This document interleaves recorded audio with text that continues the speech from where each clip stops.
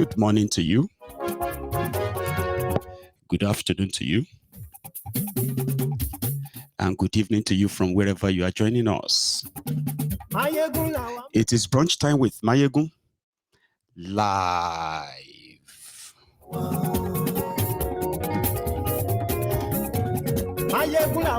So, dear brethren, after reading the caption of the broadcast, read the description as well. Like it. Share it. Invite your friends. Invite your not so friendly friends. Not so friendly friends. Tell them that it is brunch time with Mayegun.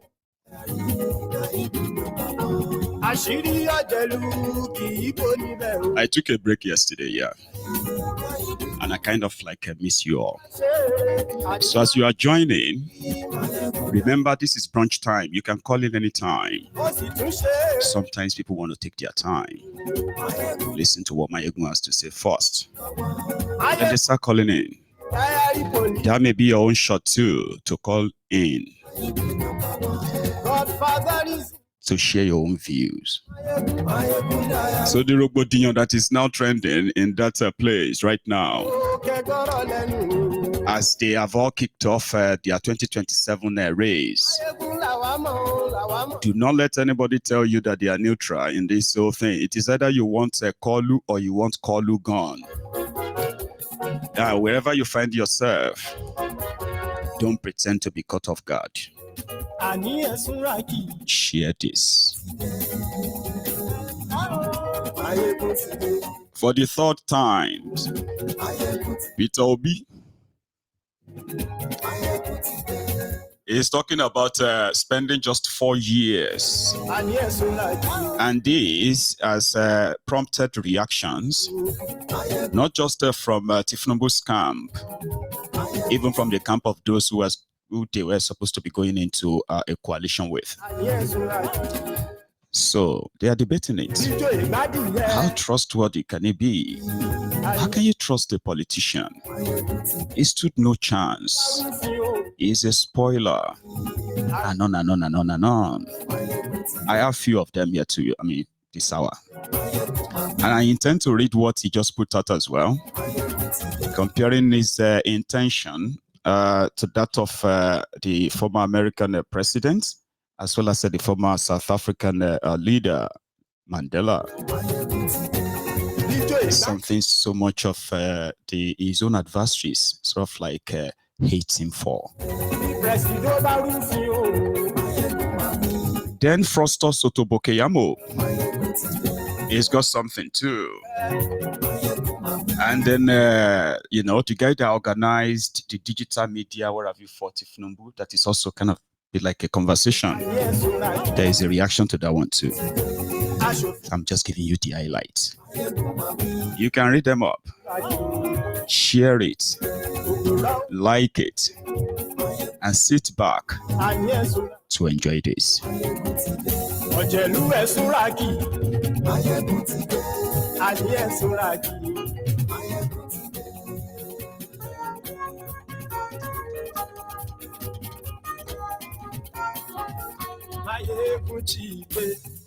Okay, so Motide. Now, good morning to you once again.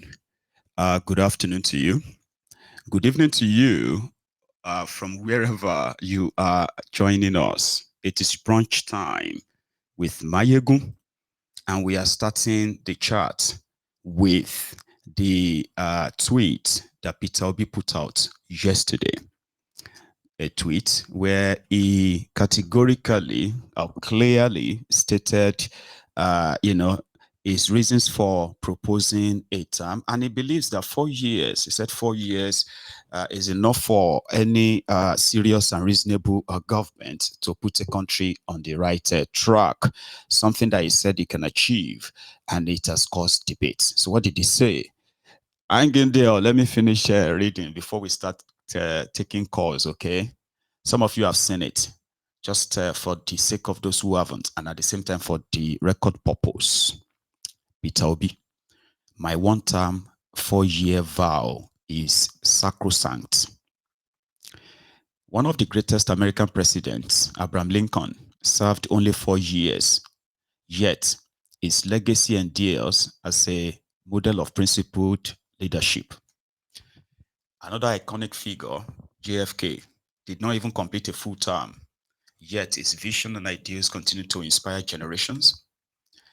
In Africa, Nelson Mandela, revered globally as a symbol of justice and reconciliation, chose to serve only one term as president of South Africa, despite immense public pressure to stay longer. His decision was a deliberate act of leadership, a statement that power must serve the people, not the self. Indeed, history shows that the longer many African leaders remain in power, the more likely they are to be corrupted by it. Longevity in office is not a mark of success. Rather, it is purposeful, accountable service, however brief, that defines true statesmanship. It is within this context that I reiterate my vow. I will serve only one term of 4 years if elected president, and that vow is sacrosanct. I am fully aware that the decay in our society has made trust one of the scarcest and most skeptically viewed commodities. Many Nigerians, understandably, no longer take politicians at their word, or even in this climate of cynicism, there are still a few whose actions have matched their words, whose integrity is built on verifiable precedent. Recently, I became aware of two statements aimed, I bet, indirectly, at my vow to serve only a single 4-year term. One person remarked that even if I swore by a shrine, I still wouldn't be believed. Another suggested that anyone talking about doing only one term should undergo psychiatric evaluation. Solu dump. I understand the basic of their skepticism. They are judging me by their own standards, where political promises are made to be broken. But they forget, or perhaps choose to ignore, that Peter Obi is not cut from that cloth. I have a verifiable track record that speaks louder than speculation. I like that. In my political life, my word is my bond. When I entered politics in Anambra State, I made clear and measurable promises to the people to improve education and healthcare, to open up rural areas through road construction, and to manage public funds with prudence. I fulfilled each of these promises without deviation. I did not swear by a shrine, nor have I been certified mentally unstable as a result of honoring my word. My vow to serve only one term of 4 years is a solemn commitment rooted in my conviction that purposeful, transparent leadership does not require an eternity. If making such a promise qualifies me for psychiatric evaluation, then we may as well question the mental fitness of those who framed our constitution, which clearly stipulates a 4-year renewable tenure. I maintained, without equivocation, if elected, I will not spend a day longer than 4 years. And it's so windy outside there, like every door is like jamming. Sorry about that, okay? So let me retake that. I maintain without equivocation, if elected, I will not spend a day longer than 4 years in office. In fact, I believe that service should be impactful, not eternal. We must rebuild trust in our country. I have dedicated my public life to demonstrating that leadership with integrity is not a myth.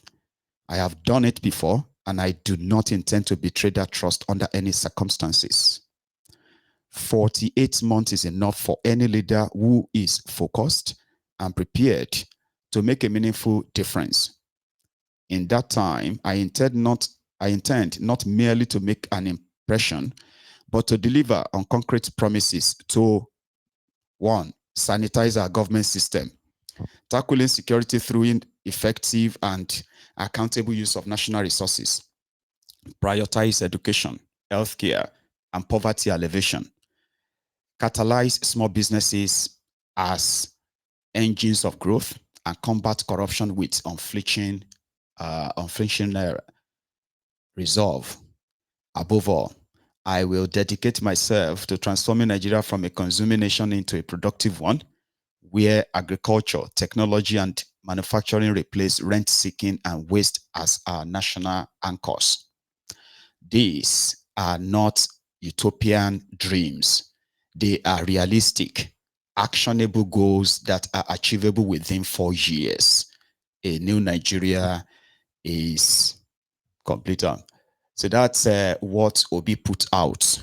That has got a lot of people, indeed, talking. Can he be trusted? Who will trust a politician? No. So for those who are from his own, for those who are from his own camp, like the obedient, for example, right? So the obedient themselves are kind of like debating it. To them, to those who believes that, of course, now why is Yaradua did not spend 4 years, right? And they believe that he did so well in that 3 years that they felt the impact. You remember? So the argument is ongoing out there. For those who are in the same, supposed the same coalition, like the Articulutas and others, they too, they have been talking. There's something anyway, apart from all this talk here and there, okay, there's something about this whole thing that majority of those who are mostly reacting to it, they are not pretty much like consequential when these whole decisions are made. And others are saying,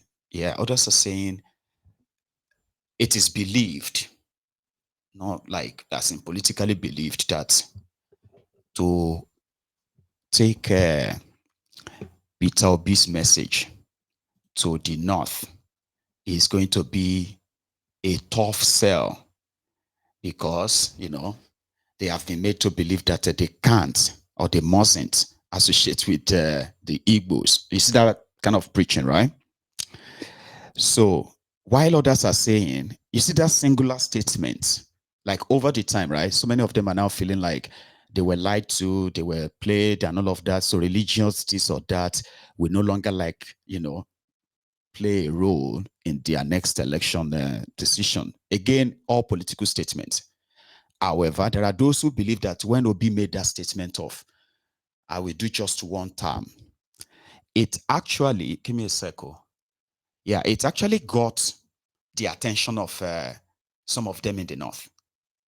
Because for those who have been told that, Obi's got this integrity, is being verified, he can be trusted and all of that stuff, right? For that coming from him, it got their attention. It was like, okay, well, that's something. They can start with that. So the effort to water it down, rubbish it, make it more or less like, it's just one of those desperate talk will be intensified because there are people who are actually listening. Said, okay, that sounds interesting. What more do you have to give and take? And these are just like what is called like a snippet coming from within their close circle. So some said that post that will be put out is actually not for his followers, not for his adversaries, or what do you call them. They are mainly for a targeted audience in northern part of Nigeria. How that will work, we'll figure it out or we'll find out. So Frostor Sotobo Keyamo had this to say about the coalition as well as the chance of Obi again, starting from the North. First one sec. Nostradamus at this time, Nostradamus.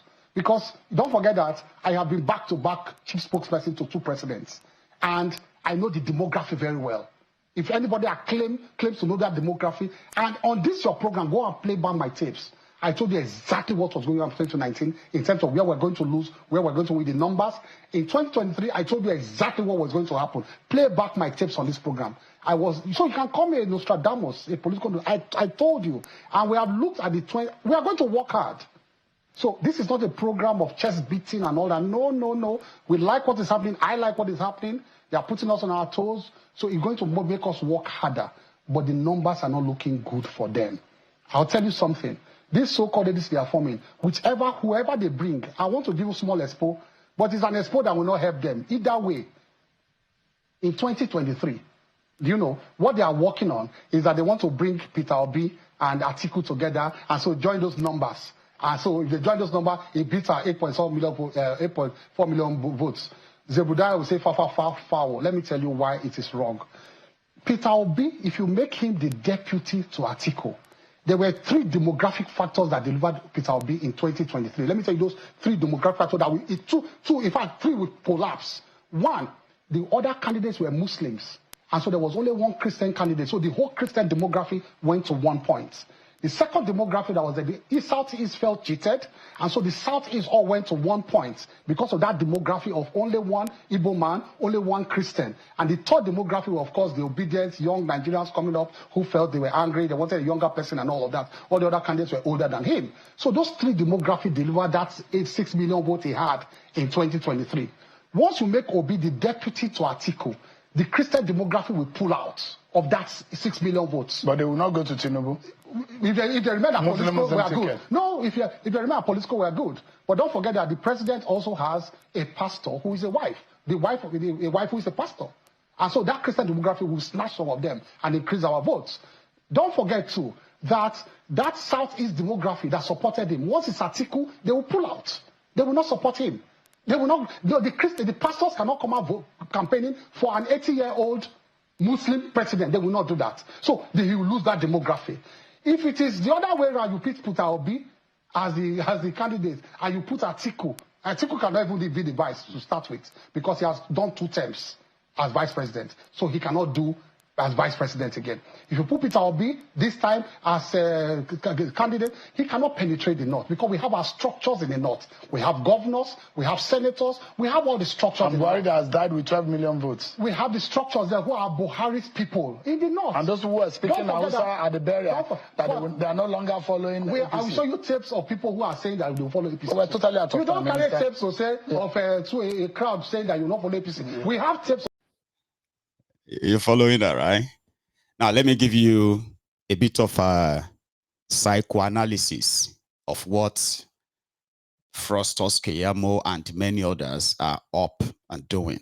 You see that kind of information or data that Frostos Keyamo is pulling from his ass, right?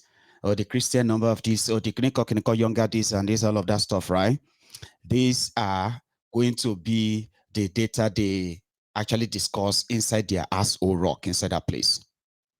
And it is what they are working on and building on. So when you see them start talking about or defending what is to become their planned rigging, right? These are going to be the bogus nonsense they're going to be spewing. Do you get that now? That is one. The second thing is that if they tell you that they are not concerned about, number one, their own failure, they are aware of their own failure. They just want people to know that they can't be judged now. And you can't judge them next year. And when it gets to 2027, right? When it is time for you to actually really judge them by your votes, then they will manipulate it again and keep themselves in power. And somehow, with the promise of we still have ongoing work that we haven't completed, our reform and the rest of that. And then we'll see where that leads. So you can't, they are pretty much saying, yeah, we know we are not doing fine. But at the same time, we are also doing well. That whatever it is that you are going through right now, it could have been worse if not for what Ifnumbu is doing. Do you know that kind of argument? We're going to get to that part too. So the thing now is that they are telling themselves that despite, or let's say upon their failure, the 10 years failures of APC, which this Otobo Keyamo was part of them, right? The 10 years of failures of APCO, no matter what you feel, they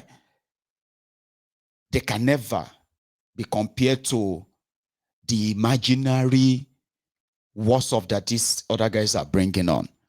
So they are more concerned. You see all these people gathering, grouping everywhere. They who are supposed to, like, be in power, who are telling themselves that no, people actually love us. So to them, despite all this failure, people will still actually support them and vote them for them.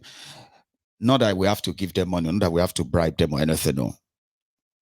But yeah, we have failed. But yeah, people are still going to support us. We still have our people everywhere.